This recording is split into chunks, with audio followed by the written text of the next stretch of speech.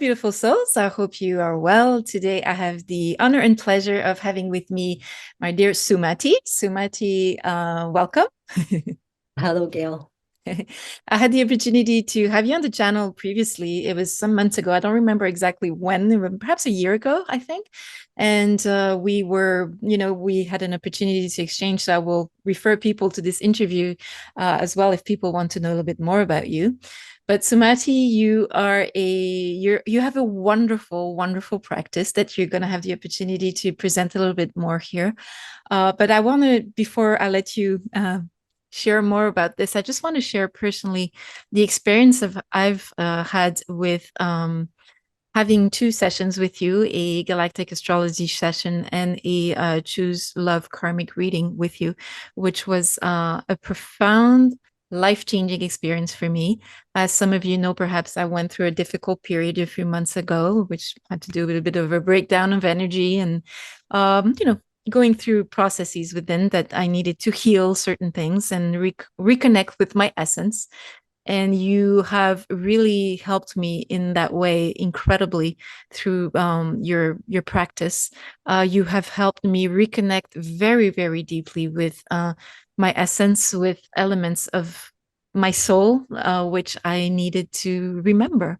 And in that way, it was an extremely powerful session, or and both of the modalities that you use in your practice are really amazing. So it was a powerful experience for me, and I wanted you to have the opportunity to share a little bit more again about that beautiful practice, and because it can bring a lot to a lot of people who are also sometimes going through challenging times these days. We're in a transition on Terra, and a lot of people are forced to kind of go within and face certain things and connect with their essence. And I think you offer in that way a beautiful guidance and opportunity and support in that way. So, well, welcome, my dear Sumati. And I'm just going to let you go and tell us a little bit more about what you Well, do and what thank you you so are. much. Thank you so much for this really kind words. And Pleasure. um, it just, my heart grows bigger to know that this has been helpful and has a positive impact. And um, like you say, so many of us, we all of us in different ways and at different times, we meet this like dark night of the soul place where it might feel like we are absolutely unsure what to do. Like we've exhausted everything. Like we've already used everything we have at our disposals to try to figure it out, to resolve this, whatever the particular flavor of heartbreak is that is our individual experience. And I these modalities, and particularly the karmic readings, the choose love readings, is such beautiful medicine for this. It very much is a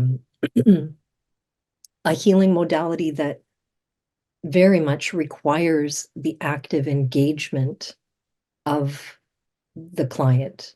Yeah. So this isn't I'm not fixing anything for anyone. I'm bringing forward a story from their own Akash, from their own soul records, that has a very particular purpose and has had a very particular role in life. And with these angelic energies that support this work, I can assist with the integration of dissolving these limiting patterns. And it is very much, as I said, something that requires the engagement of the person receiving it, because we have to be willing to engage with those energies within ourselves. And at least in my experience, it's when we've reached this point of having exhausted all other attempts that I don't want to say it's not accessible if you're not at that stage, but that genuinely has been my own experience when I received my core pattern story.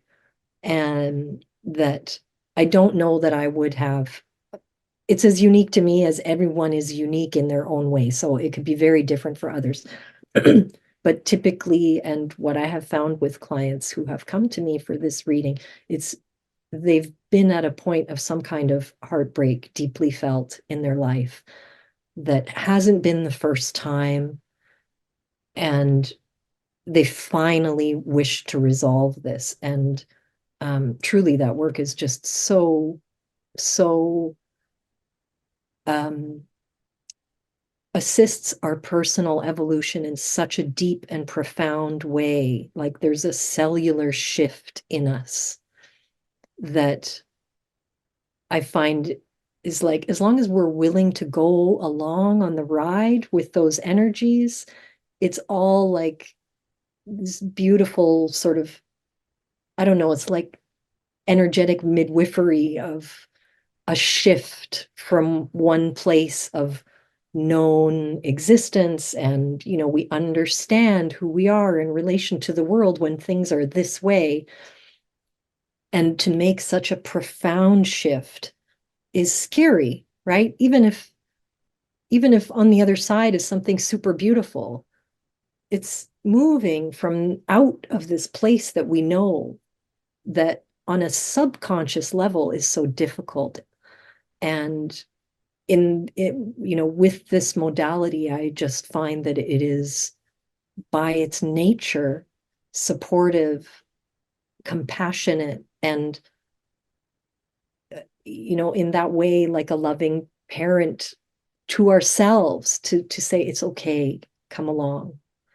And with the Galactic Astrology, which was really beautiful to pair these together, it feels like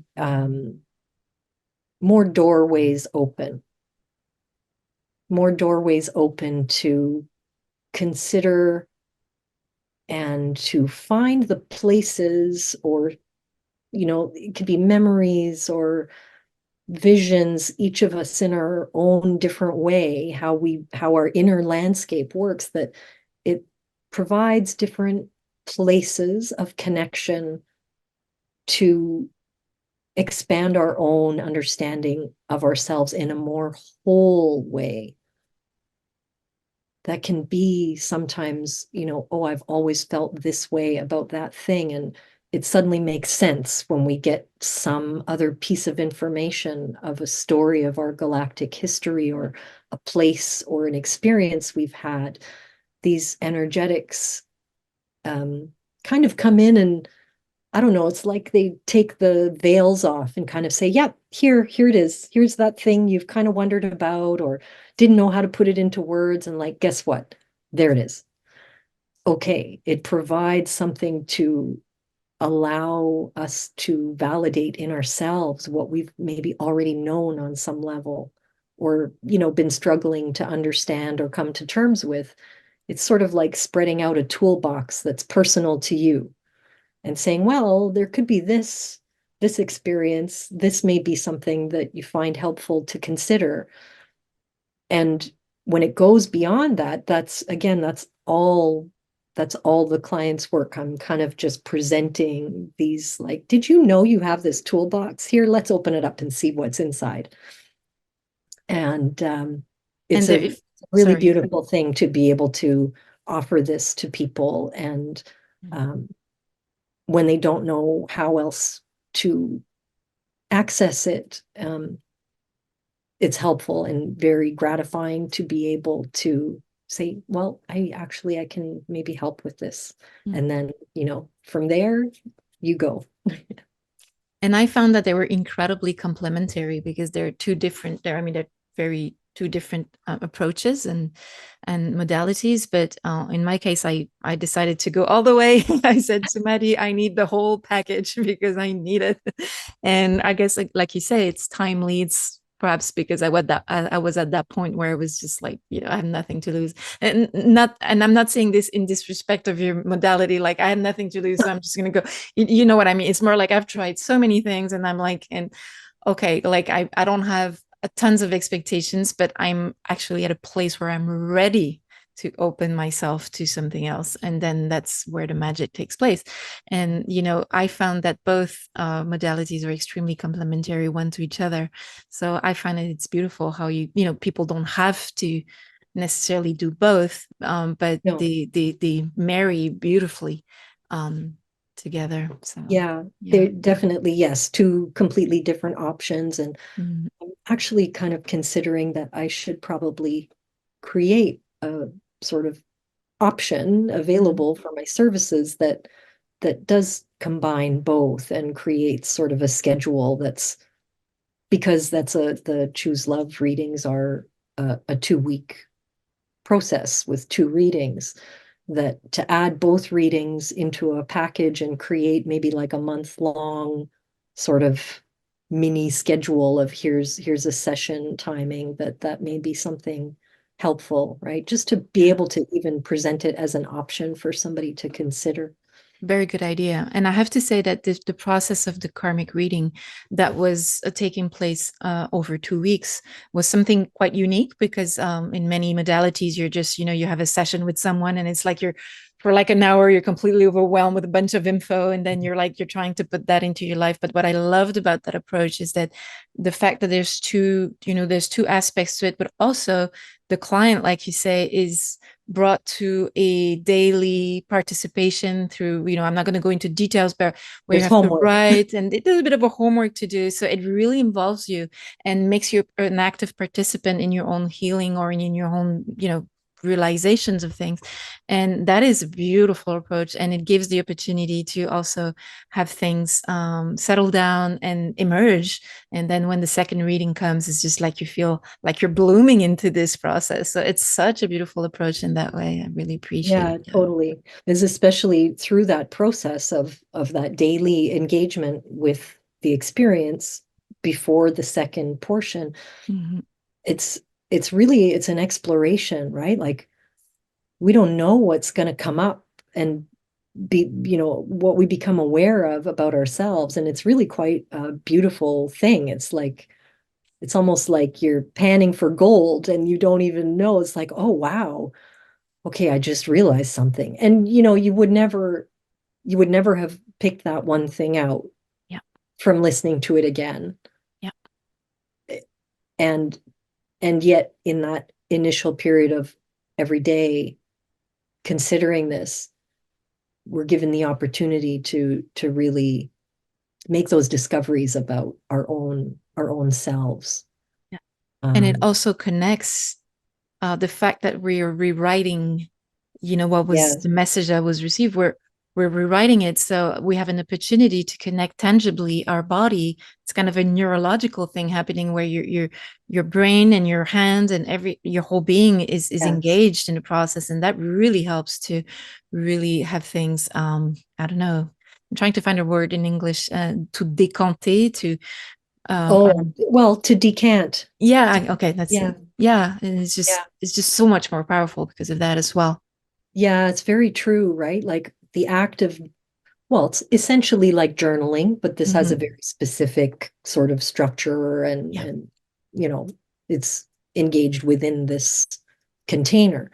But the act of journaling is more than just beneficial to, get our ideas out, but it is that engagement yeah, of our whole selves, like that neurological, physiological connection between our mind and our body, both being engaged in the same act simultaneously as we're writing something by hand, which also is different, I think, than typing.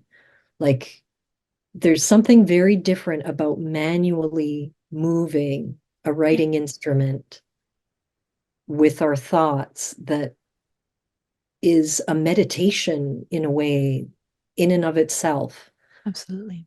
And so then giving it this topic as something to explore is like, it's almost like fertilizing your garden, right? Like Yeah, I don't even know. I have an intention, but I haven't actually planted the seed yet. But okay, here we're preparing the soil, right? Yeah. So yeah, it's A beautiful metaphor. like you say, they're both very different modalities offering different things, but complementary to each other. And at least for me with the galactic astrology and what speaks to me when I'm preparing, working on a client's charts, it is often this sort of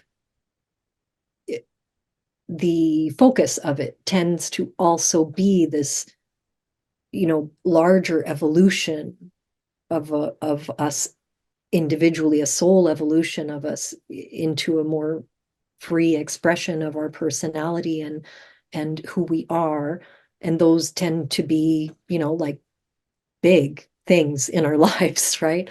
So, I mean, it's not to say that I start to see those specific things, but those, what's the word? Maybe ingredients or the things that have triggered us that we are unconscious of. This tends to be what it is that presents itself to me in the charts as well. So, um, I think this is a big part of the reason why these two modalities complement each other in the way that I work with them. Yeah. And what is also quite beautiful about you as a person and as a soul is that knowing you a little bit, I know you can be very um, Cartesian, and your mind is working in a very agile way. You're very a swift mind, but what's really beautiful, so that makes you very good at it for the analyzing part of the maybe the chart or anything like that. But there's this beautiful intuition in you that's so powerful, and your connection to your guidance that is so in depth and just amazing, that you're really using those two parts of you, or two parts of your brain, if you want, or of yourself, that are engaged in these modalities, and it just takes all of your talents and your yeah, I mean the essence of what you're good at, and it's perfectly well suited for the your modalities you work with. So it's perfect. You're the perfect person for what you're doing. I find. Thank you. Yeah, it took, we find our way through our life paths are interesting things in and of themselves, right? I mean, we all find our own way to where we're meant to be. And yeah, for sure, a very analytical mind and very detail oriented. And so it's a real opening up for me to and growth for me to find that this analytical look through for more details actually has some helpful purpose. Yeah. Mm-hmm. Other than overthinking everything all the Yeah. time. So and it's interesting because is it can't be the intention. That can never be the guiding force. Is completely the other way around, right? Where in another time, in another life, really, I relied on this, okay, I can figure that out. Like I can intellectually figure out this whole scenario presenting itself to me, and then I can control everything so that I have a positive experience, which like so doesn't work. Um, and I've tried it a lot of different ways. So, I know what you um, mean. yeah, it's a really, I can't find the right word, but Mhm. um, I can't find the right word, but to pair it with this, to allow it to come in after letting go and saying, okay, just let me just bring through the information. And I have no idea what it's going to be, right? I don't know people's inner lives. I just have the dates and the details, and it goes from there. So it's allowing that what's prominent and what's pertinent to come through. And then in actually looking at the chart, it's like really a blend of this analytical, very practical, in the world skill, but mixing it with this esoteric, hey, wait, what's happening with that aspect in the chart? Oh, hang on. Oh, wow. Wait, now there's more. Okay. And it starts to unpack itself in a very organic way. So it's a really interesting blend for me as well, experientially in doing the work. It's growth for me also. Yeah. Wonderful. But it does bring a lot of in-depth view for the client, because it's not just, like you said, an analytical vision of it. There's this whole aspect that comes from you, and well, from your guidance. And so it really is, but it is a process in itself. And I know what you mean, because I've go through the same thing with the Mela Collective, and me being very controlling almost. And I'm working on that as well, but I know exactly what you mean. And I wanted to ask you a little bit about what it is you encounter in your journey of, either through the Galactic Astrology, perhaps mostly. Do you see things being very kind of clearly defined, or do you find that sometimes things are happening in a way that you're like, oh, I don't know, like things are not necessarily fitting into boxes as we expect them to be? And how is that process going for you in your practice?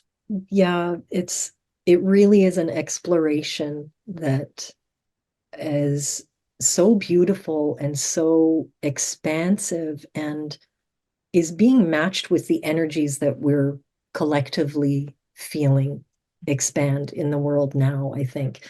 That there's much more to show, and that is, as you say, it doesn't quite fit in the box. And so why do we keep making boxes? And this is what I'm finding is like, okay, if I let go of the preconceived notions, then what's coming through is actually what's very clear. Because even when I do receive something that I think, oh, well, can that be right? Mhm. Is that, I'm not sure. And so I'll check and double check and triple check, and yeah. Would you Yeah. like to give us like a very specific example of this, just so people understand it more I like tangibly like, about? Yeah. yeah. So we, for instance, think of the elementals, the elemental Mm. beings, as maybe being shapeless, or simply, I mean, I think on a few different iterations, that maybe we think of them most commonly as, literally just this all-encompassing energetic of the elements, water, earth, etc. And that not having a personality per se, or we think of them as fairies, leprechauns, elves, those creatures within this, who interact in our third dimension here. And we understand them in that way, in beings in that way. And what I've found more recently, and what I've encountered in a chart I'm working with, is an elemental being, um, originating from the Orion Nebula, Mm. which is so beautiful. And so, I mean, it makes sense once I kind of let go of the, like, is that though? Like, do they come from there? Because what about, like, it's not an elf. And just instead of, that's my mind starting to get involved again, right? Like the information comes in, and then my analytical mind starts to go, wait, hang on a second, I have something to contribute here, and are you sure? And all this doubt kind of comes into it. But after checking in again a few times to, verify what is coming, and I mean, dousing on this with a number of different ways, like to just see, is this accurate, what's coming through? And it does make perfect sense once I let go of those preconceptions, because this feels and seems to be an energetic existence that is kind of, like ethereal in the way of the physical body as we think of it. And yet, in the Orion Nebula, which is like a star nursery, really, this nebula has a trapezium cluster in it, which is kind of what makes it visible to our eye. Those are the brightest stars inside that nebula. And the Orion Nebula is in the lower part of Orion's sword when we look at the constellation, and it's sort of hazy, but this brighter stars within the nebula are kind of what help to make it visible to us, to the naked eye. But within the nebula, there are like thousands and thousands of stars being formed. This is a birthplace, and this elemental being was contributing material, like actually like helping to build life. And energetically, this was just so beautiful, because this existence of just being, and yet without a physical body, and yet still having an awareness, without an awareness of duality, so no polarization in seeing. I don't even have the right words for how it is, because it's kind of, it's visual and just a knowing. There's a combination of clairs that work for me. But it's like I want to say there's a mind. Of course, it's not like a brain with a mind, but there's a consciousness that is individual and unique as a fractal of source within this elemental being. And their contribution to new life being birthed out into this galaxy is, it's quantum, it's happening now, it already happened, it'll happen tomorrow, it's this way, but is to contribute love and joy into these beings. And so with, many other contributions as well, but a really beautiful outpouring and kind of commingling, right? Then we can start to see how the lines are blurred. Like, why have a line? The energies are accessible and available and intended for all and for everything. Mm-hmm.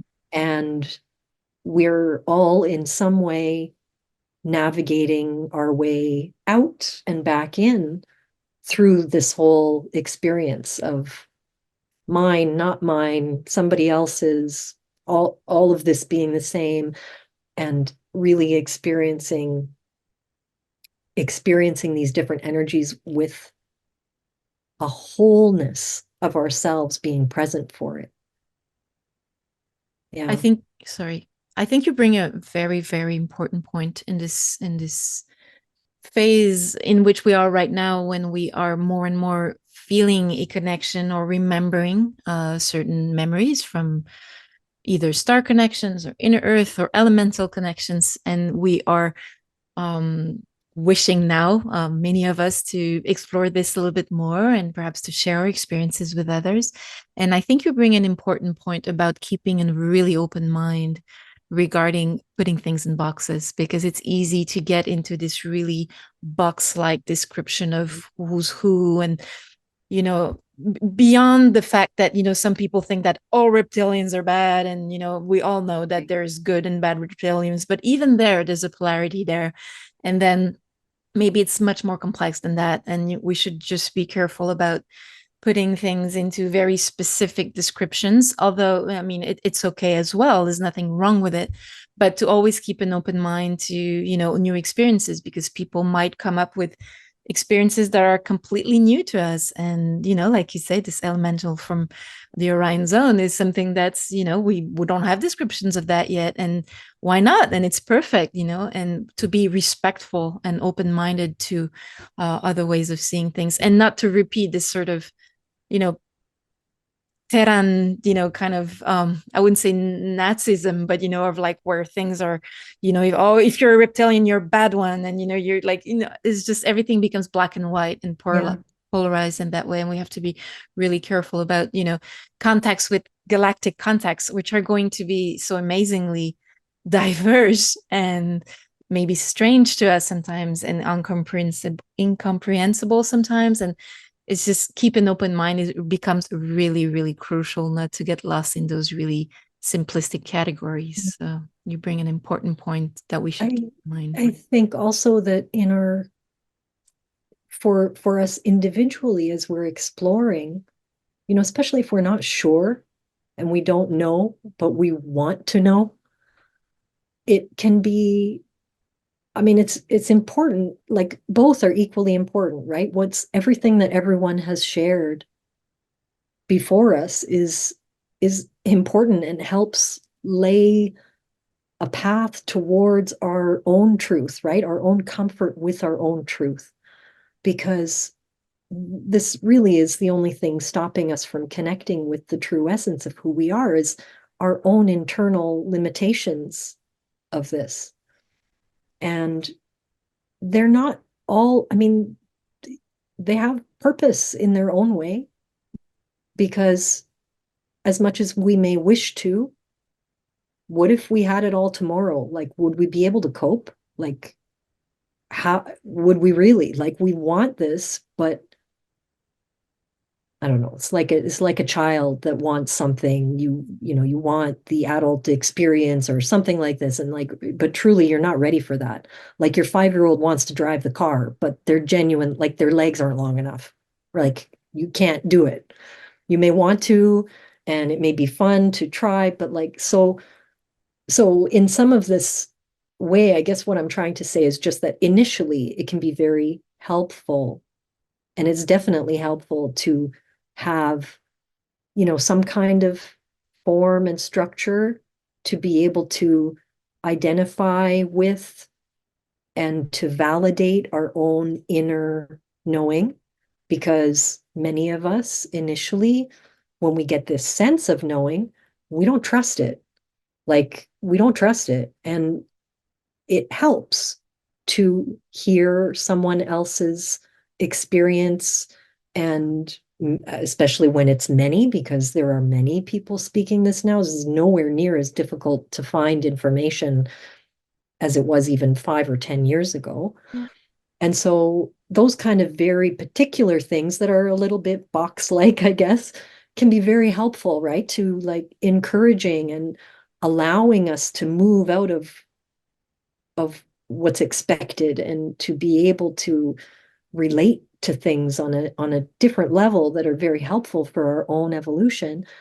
And then at the same time, when we learn to have enough trust in ourselves, for ourselves, to not be afraid and not to mistrust and kind of almost set ourselves back, not set ourselves back, but to limit ourselves by what essentially is someone else's experience or interpretation. Because understanding and being able to discern what our own frequency is, and knowing when we are encountering energies that are helpful or which are limiting, and really being able to relate to that with our whole selves, not just intellectually, not just on our body, because both, either or, can lead us astray. I could mentally be too afraid to consider something that may actually be really good for me.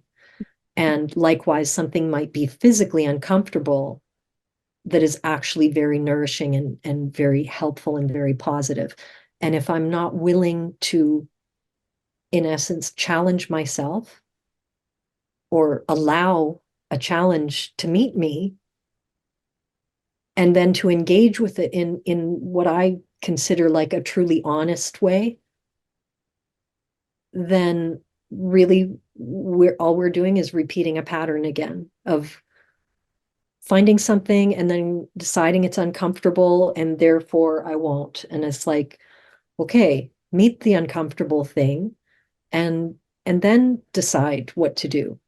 And everything is possible, right? You may meet that uncomfortable thing and decide that, no, that's correct. It's not for me.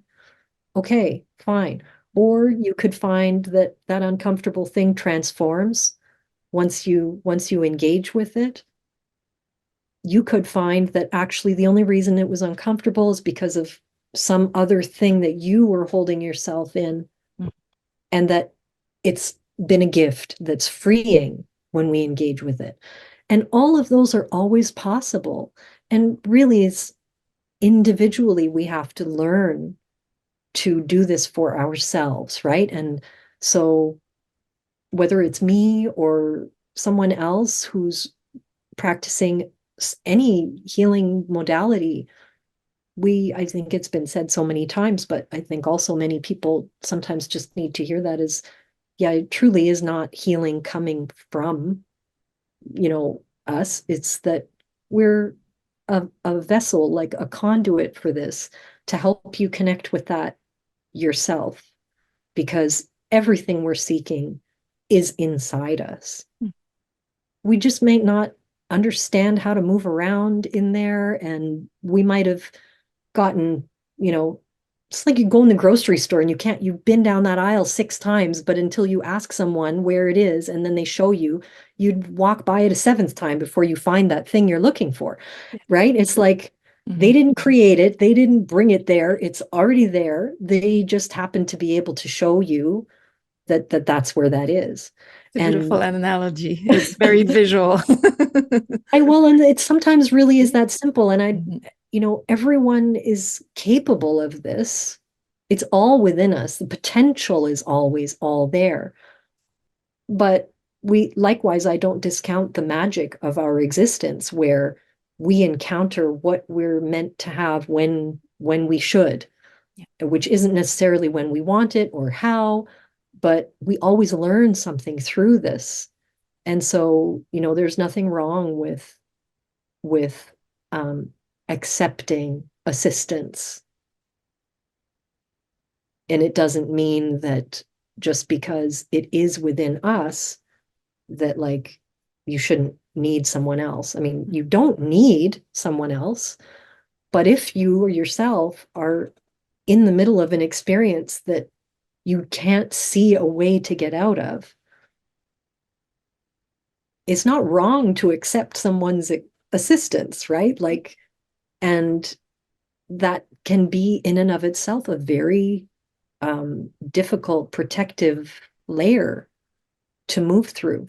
And so whether that's seeking the assistance itself, or once we have, when we're looking to further our own understanding of ourselves by ourselves, it's not wrong to consider that something new may be possible, like that someone else hasn't already spoken about it. Somebody has to be first at some point, right? Like, absolutely. So yeah, I find that a willingness to receive, and then a willingness to trust, and granted with the willingness to double check, to really be able to understand how we're discerning and not just kind of opening up to any idea floating out in the ether, right? Like, yeah, so it's a beautiful journey, so many different possibilities. And what's really important in what you bring is this notion of journey rather than destination again, because when we are in a process of wanting to know ourselves better, we have this impatience, which is totally human and normal, to want to get there. But get where? I mean, we are multidimensional beings, meaning like quantumly, like you say, there's no time.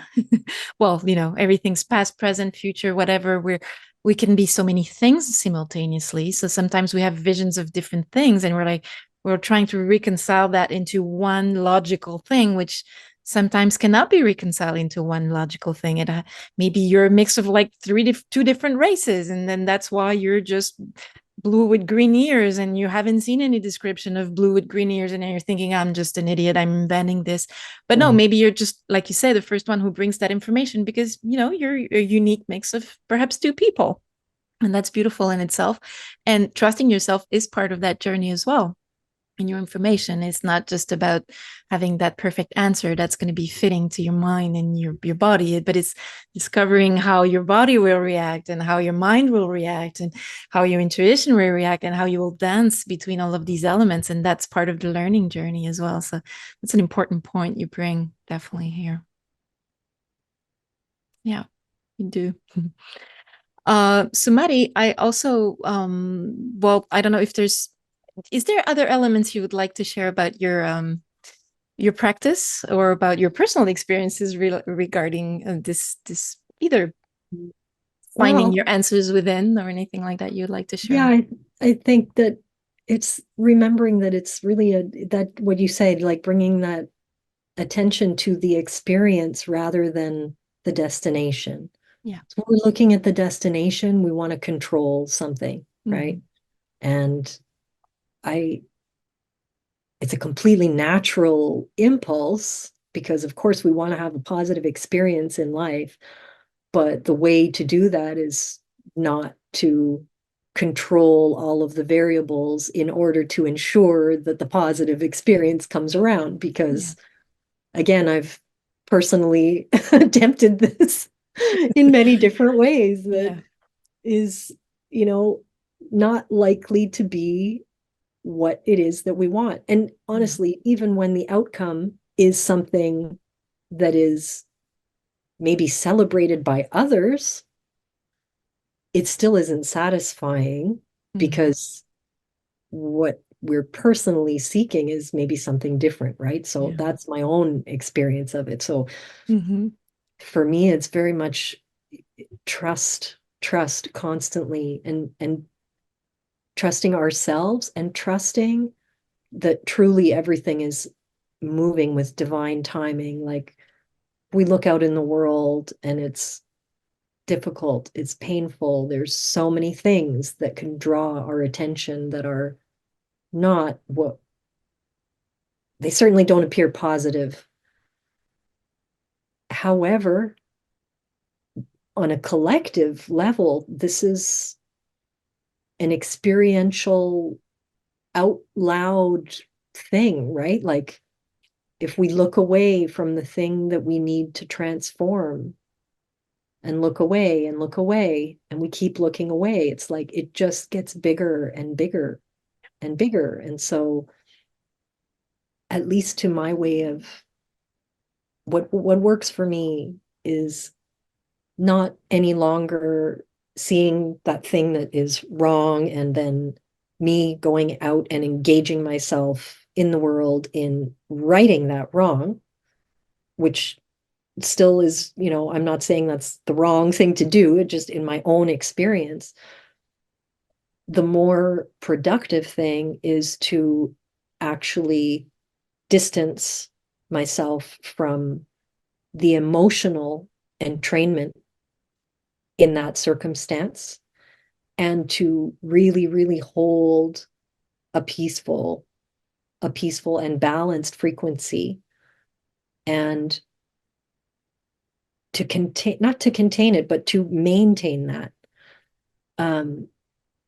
while at the same time considering whatever I may wish to about actions I may or may not take, right? Or choices I will make.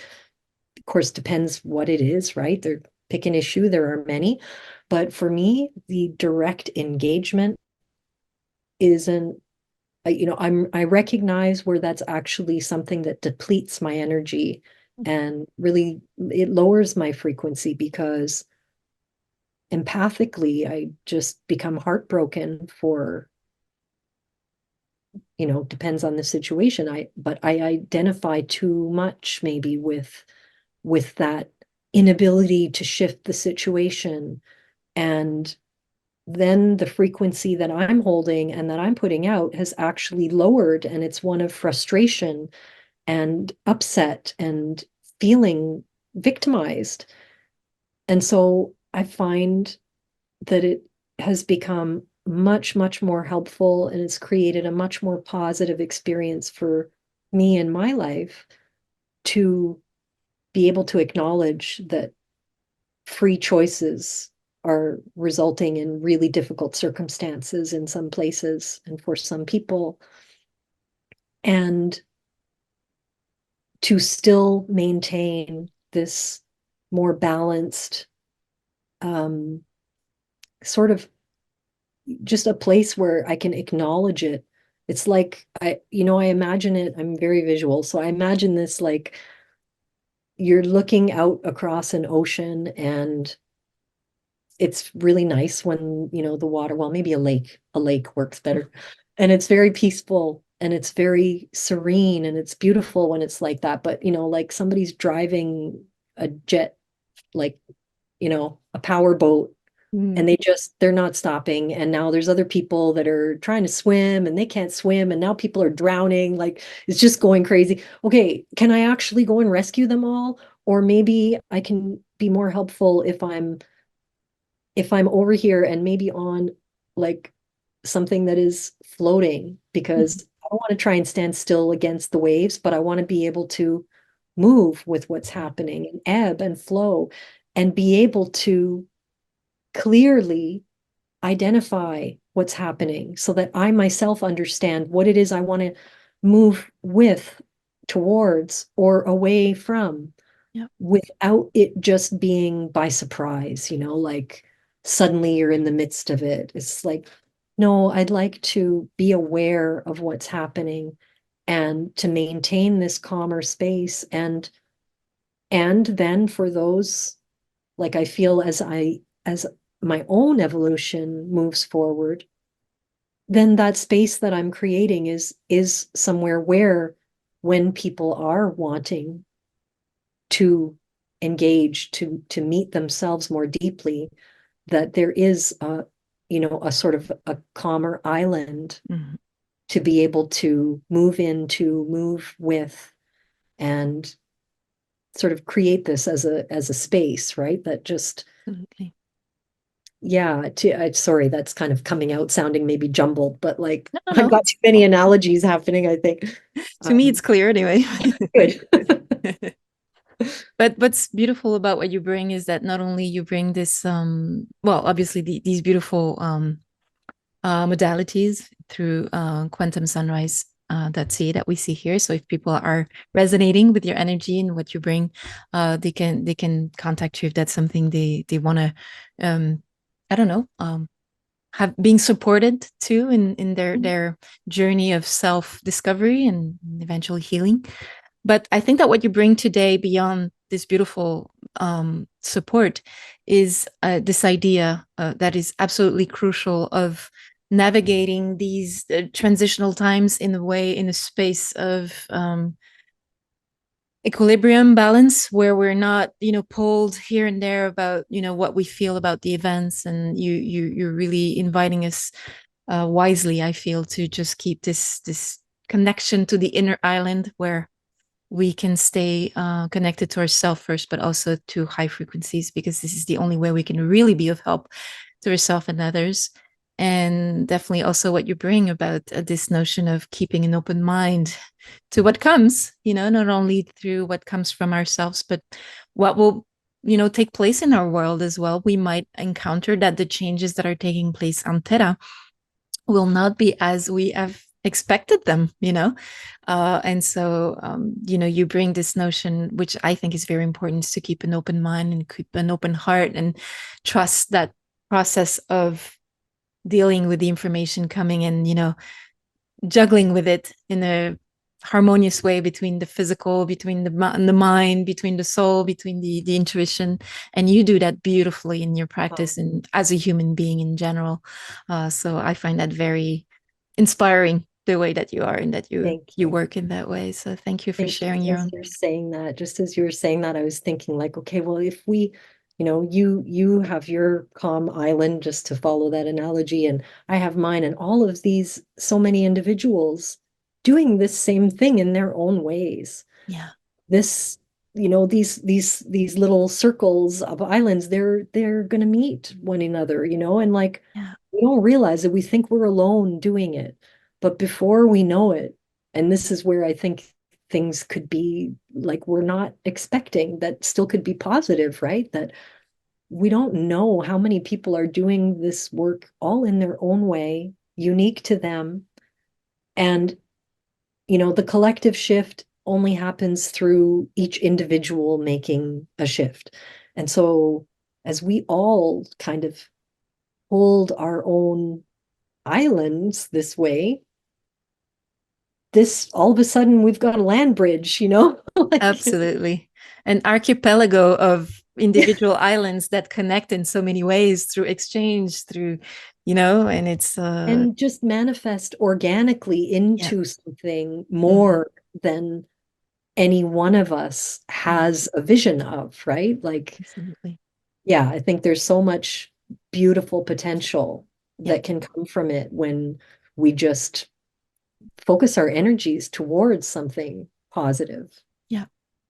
And focus on our own capability of knowing ourselves. And that's really the way I agree with you. I have this trouble with this kind of baby boomer thing where, we have to revolutionize the world, which is, it's perfect. It's okay. It had its purpose.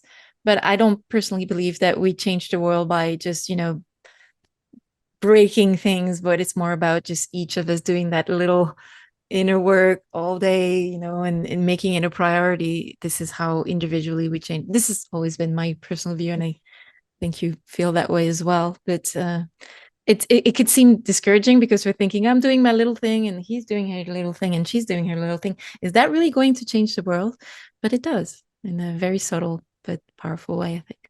Yeah, I think it's a really powerful and long time conditioning that we have Yeah. had to discount those actions and choices as being unimportant and just little things, when I think really they're everything. Mm. Um, they're everything. And so I don't think it's going to change overnight because, you know, the why, and it has to be a choice, right? It has to be a choice.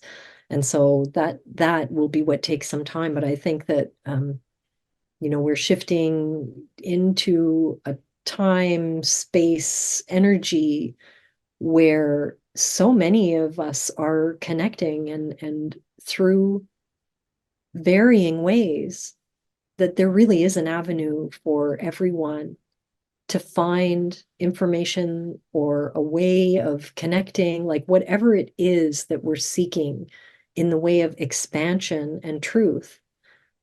There are there are as many ways to view it and to access it as there are people and individuals. And so as we're all finding our way individually, we also act as bridges to help others. And it's exponential. That's, I guess, maybe in a nutshell what I'm trying to get at. Just the idea that what seems very small, exponentially, this changes things much more rapidly than we might be aware of. And to never discount that, to never discount that. Very wise words.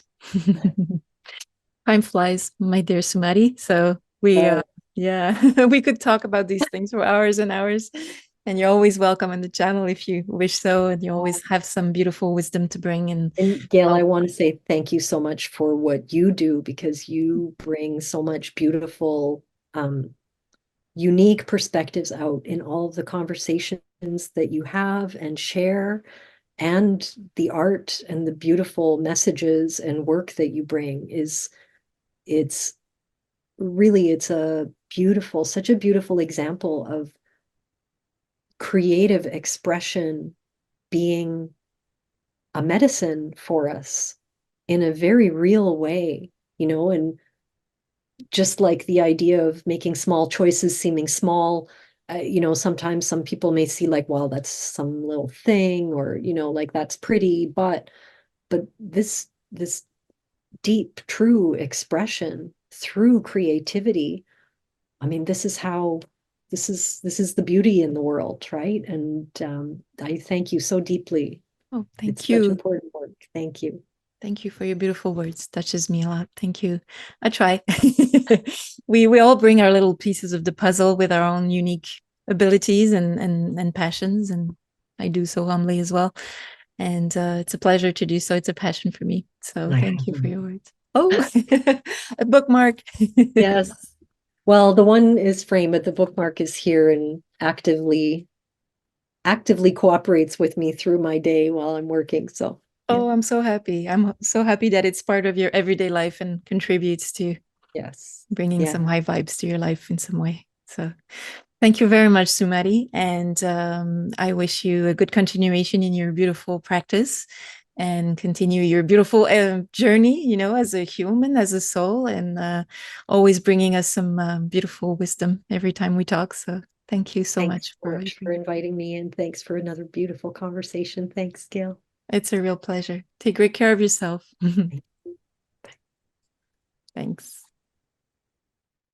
All my gratitude for helping this channel bring high vibrations and high frequencies to more people.